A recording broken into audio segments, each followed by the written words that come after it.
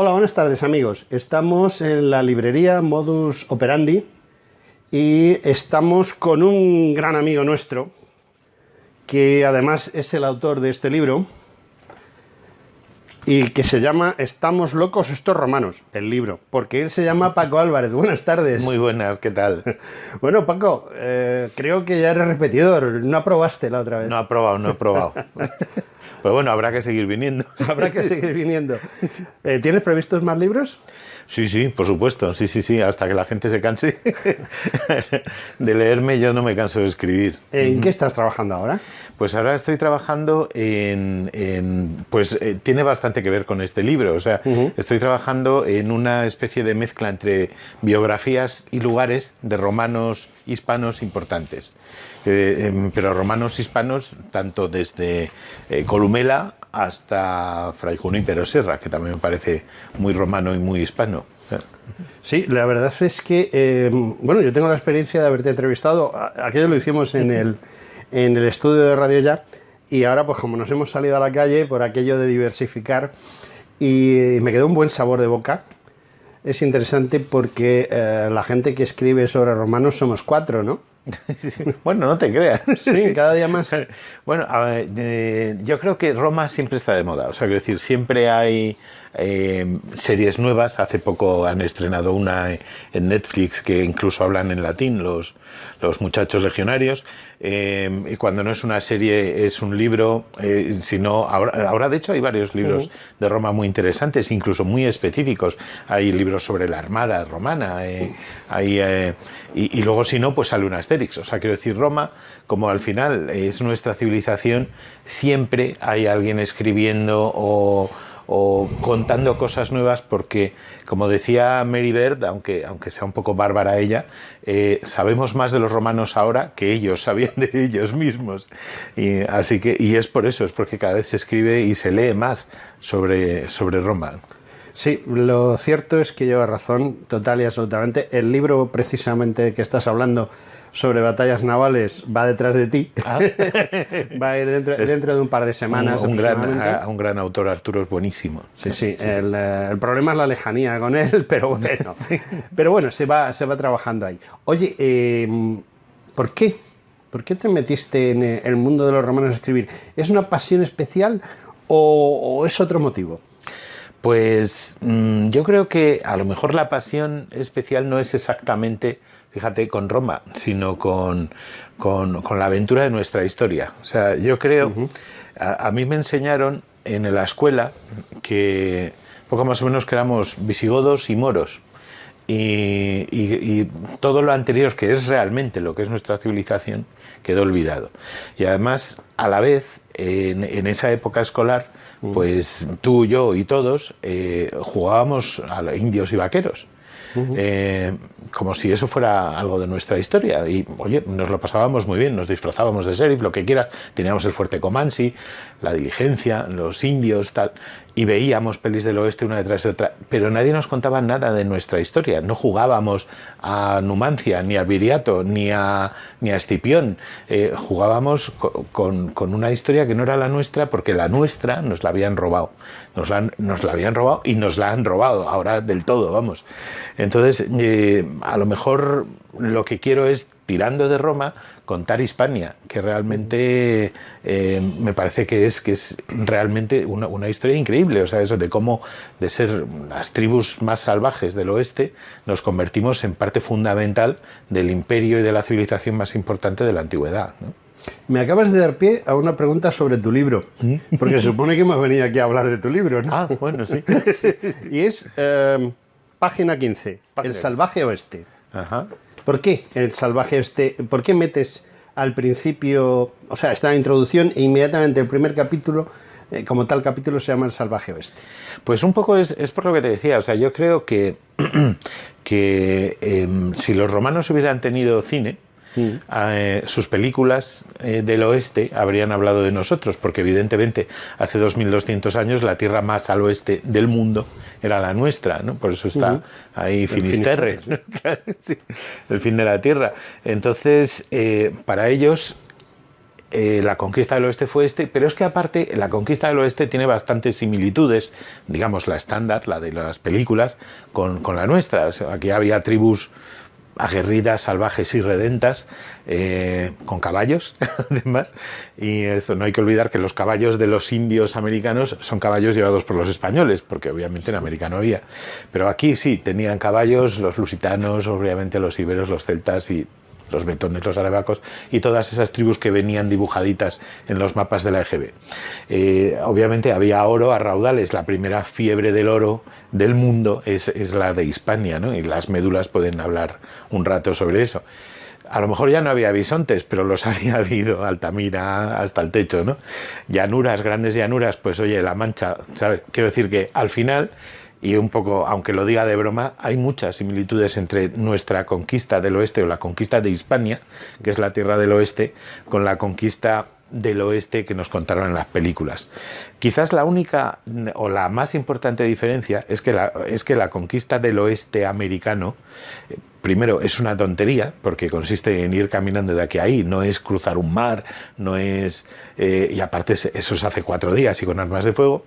Y en segundo lugar, y más importante, que los vaqueros acabaron con los indios, mientras que los romanos se mezclaron con los nativos y crearon una nueva sociedad, una sociedad híbrida, lo que llamamos la romanidad, en la que no solo los indios, o sea, nosotros, nos hicimos vaqueros, no los romanos, sino que luego conquistamos Roma de algún modo. O sea, luego fuimos tan parte del imperio que hubo emperadores, obviamente, nacidos en pueblos de cercanos de Sevilla, por ejemplo, o de cerca de Segovia, y que es un poco algo tan... No nos damos cuenta porque, claro, estamos acostumbrados a que Trajano, Adriano, Teodosio y tal, se nos ha contado siempre que existían. Pero aparte de emperadores hubo cónsules, hubo cientos de senadores, hubo un montón de escritores, pero el hecho de que un hispano llegara a ser emperador es tan gordo como si un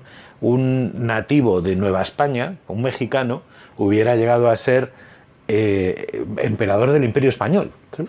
¿Sabes? O sea, quiero decir, es tan chocante. Como estamos acostumbrados no nos choca, pero y también porque no se nos ha contado, que es lo que digo. Entonces, yo desde mi humilde conocimiento y pluma, pues creo que es una historia que merece la pena que se cuente. Uh-huh. Llevas razón en lo que estás contando, sobre todo porque, los países anglosajones no se mezclan. Los anglosajones no se mezclan con la gente de los territorios. Nosotros no se casan con nadie. No se casan con nadie, exactamente. De hecho, el fundador de la Guardia Civil desciende de Moctezuma.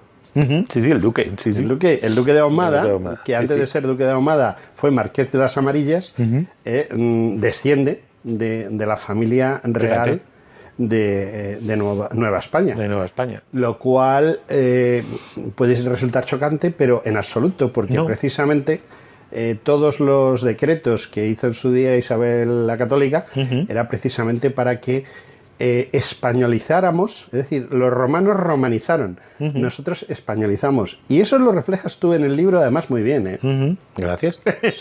Sí, yo creo que sí hay un paralelismo, claro. O sea, quiero decir, los romanos civilizaban. No es un imperio, es una colonia.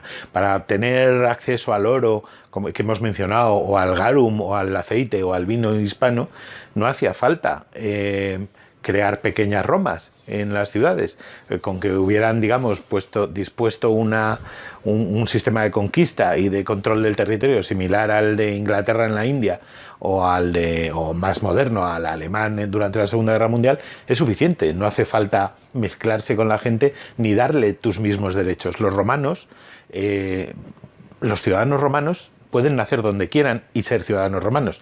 No eres ciudadano romano por el hecho de haber nacido en Roma, sino por quiénes eran tus padres o por qué méritos hayas hecho tú. En el caso de los habitantes de la Nueva España, eran evidentemente tan castellanos como un señor de Burgos, de cara a las leyes, o sea, dentro de esos derechos. Y eso volvemos a lo mismo, tampoco hacía falta.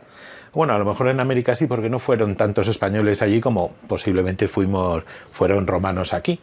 Pero tampoco hacía falta para controlar Potosí, no hace falta, ni Tasco, No hace falta hacer universidades ni en las que puedan participar, ni hacer hospitales, ni que precisamente lo primero que se imprimió en Nueva España fue un evangelio en el idioma en quechua. Eso fue lo primero que se imprimió en la primera imprenta que hubo en territorio americano. ¿Sabes? Pero bueno, luego, obviamente, si hablas con los que hicieron realidad lo del último mohicano, para ellos nosotros somos los genocidas. Pero claro, en Estados Unidos menos del 1% de la población es nativa o mestiza y en México el 90%. Entonces, apaga y vámonos. Sí, claro. Algo no cuadra, ¿verdad? Sí. Algo no cuadra. Oye, es curioso porque Hispania, como se llamaba entonces, se romanizó. Pero, sin embargo, cuando surgen dos países en la misma Hispania, Portugal y Castilla y Aragón, su actuación es completamente diferente, porque los portugueses actúan como los británicos. Sí. Sí, es que eso de estar una hora antes. Es curioso porque sí, quizás se romanizó menos esa parte de realmente, hombre, posiblemente hay que tener en cuenta que Lusitania, que es, digamos, lo que consideramos la antigua Portugal, aunque no es cierto, porque obviamente englobaba Extremadura, las Extremaduras.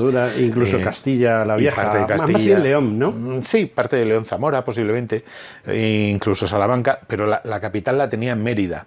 Entonces, aunque había ciudades muy importantes, y las hay en romanas en el lado portugués, la más importante de toda esa zona, desde Bracara Augusta hasta el sur, es sin duda Mérida. Entonces, puede ser, pero yo creo que ahí el tema de que los portugueses sean un poquito más británicos es más culpa del devenir de la historia y de cómo se construyen, digamos, las nacionalidades basándose en las diferencias y no en las igualdades.